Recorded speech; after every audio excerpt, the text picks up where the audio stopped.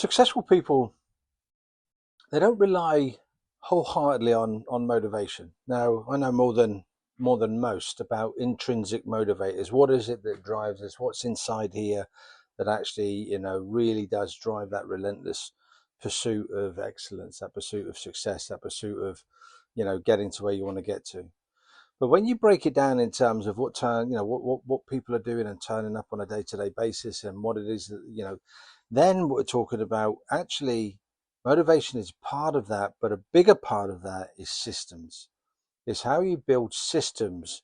And it's not just about how you feel, but it's about the processes that you follow.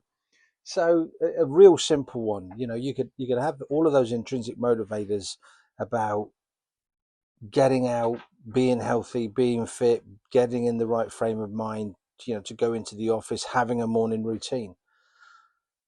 But the mood that you wake up in might have an adverse impact on that, and immediately that goes out the window. But if you have a system, if you have a process, and I've chatted about this before, James Clear, Atomic Habits, that's where you want to be looking if you want a deeper understanding and learning on this, then you start to stack the habits that you want to create the system behind.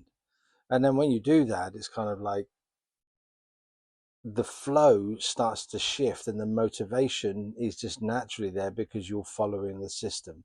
So you might not want to get up, but when you set your alarm and put the alarm across the other side of the room, and you've got to get your car cassette to go over and turn the alarm off, and then by the time you're there, your PT kit is next to your alarm, and then it's kind of like that triggers the next activity, and then before you know it, you've wiped the tiredness from your eyes, and you're outside doing your fitness.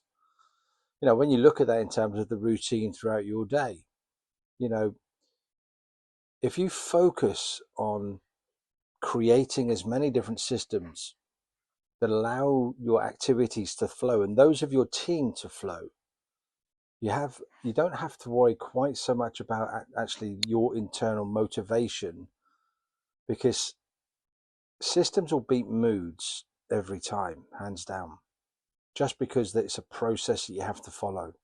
It's one step after the other after the other. Let's take it, for instance, a pilot, an aircraft pilot. Doesn't matter what mood he gets on into the plane.